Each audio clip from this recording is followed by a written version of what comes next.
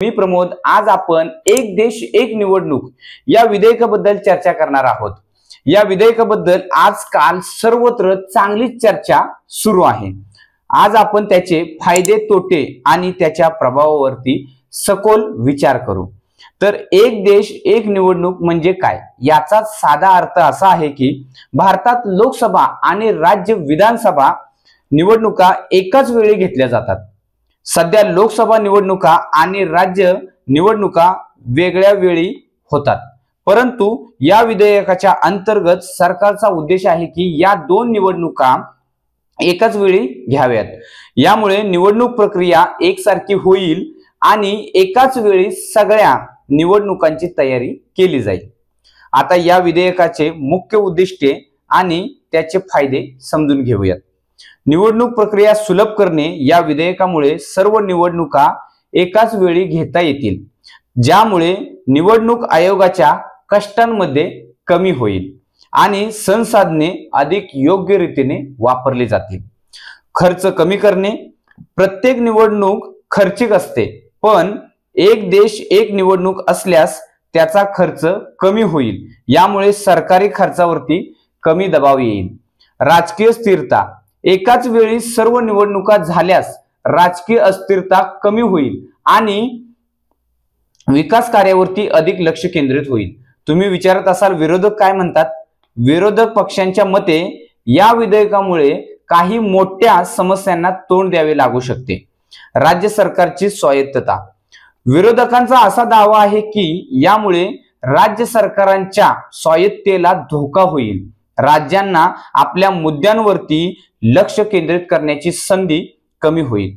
निवडणुकीची गोंधळ, काही लोक असा विचार करतात की एकाच वेळी निवडणुका घेतल्यास मतदारांना गोंधळ होऊ शकतो।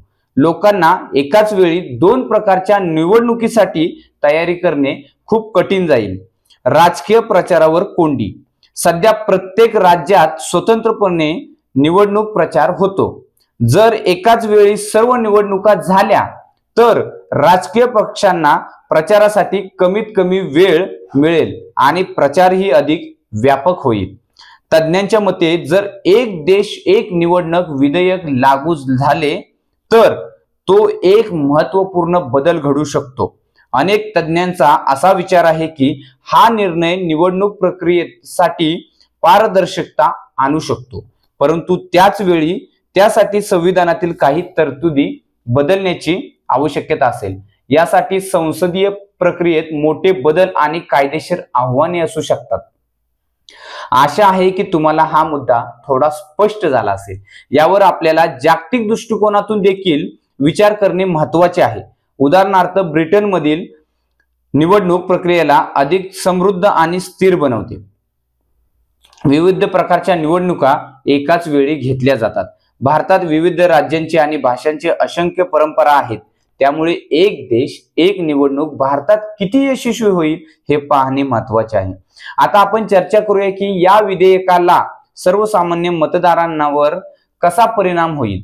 एकाच वेळी निवडणुका झाल्याने मतदारांना जास्त माहिती द्यावी लागेल, त्यांना अधिक विचारपूर्वक मतदान करावे लागेल, त्यामुळे त्यांना मताधिकार कसा वापरायचा हे अधिक स्पष्ट होईल।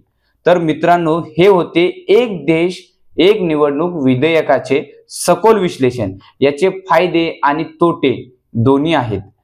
काय भारतामध्ये हे लागू होईल हे भविष्य काळच ठरवेल। आपल्याला या विधेयकाबद्दल काय विचार आहे, कृपया आपल्या प्रतिक्रिया आणि विचार आम्हाला कमेंट बॉक्समध्ये कळवा।